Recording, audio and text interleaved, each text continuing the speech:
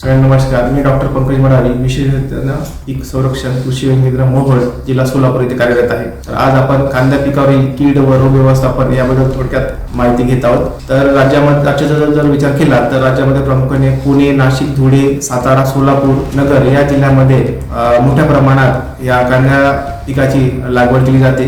तर कांदा पिकाचा जर विचार केला, लागवडीपासून ते साठवणुकीपर्यंत आपल्याला वेगवेगळ्या प्रकारचे कीड व रोग या कांदा पिकावर पाहायला मिळतात. या कांदा पिकाचे प्रमुख कीड आहे रोग म्हणजे करपारोग आणि फुलकिडी, त्याला आपण थ्रिप्स म्हणतो. तर हे करपारोग आणि फुलकिडी हे या कांदा पिकाच्या कमी उत्पादकाची कारणे आहेत. त्याचं जर डायरेक्ट मॅनेजमेंट जर म्हटलं, जर समजा आपल्याला जी फुलकिडी, कारण की हे काय पानातील रस शोषतात, त्यामुळे त्याचं कमी उत्पादनाचे मेन कारण या कांदा पिकावर आपल्याला पाहायला मिळते. त्याचबरोबर या फुलकिडी म्हणजे ही रसशोष किडी आहे.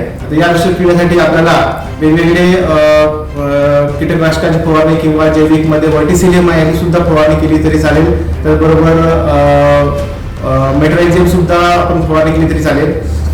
आता या फुलकिडींच्या मॅनेजमेंटसाठी आपल्याला लॅम्डासॉलिट्रिन आहे 5% EC 10 मिली प्रति 10 लिटर पाणी साध्या हातपंपाने या कीटकनाशकाची फवारणी करायची आहे. त्याचबरोबर डेल्टामेथ्रिन 11 EC 3 मिली 10 लिटर पाण्यामध्ये.